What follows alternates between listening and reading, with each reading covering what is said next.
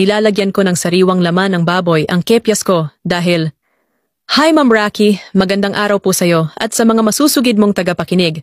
Gusto ko lang sana mag-share din ng aking pinakatatagong sikreto na kung saan baka ang ilan sa inyo ay hindi aware sa klase ng kondisyon na nangyayari sa kepyas ng babae. Kapag may nakatalik itong isang lalaking may madumi, medyo masilan po ang topic ko Ma'am Rocky sa iko-confess kong ito sa inyo. Please hide my identity Ma'am Rocky. I'm 27 years old babae at may BF pero namomroblema sa aking pagkababae. Ang pakikiapid sa hindi mo asawa ay sadyang malaking kasalanan.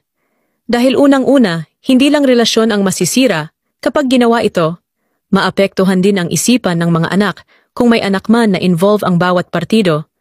Pero hindi yan ang pinakatapik ko sa kwento.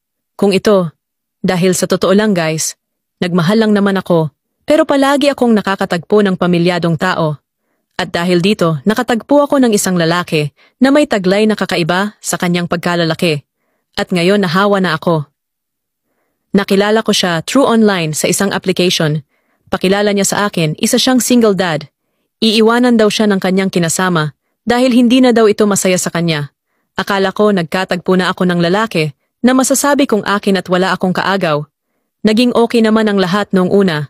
Masaya siyang kasama at talaga namang napaka-joker niya. Kaya mabilis lang na nahulog ang loob ko sa kanya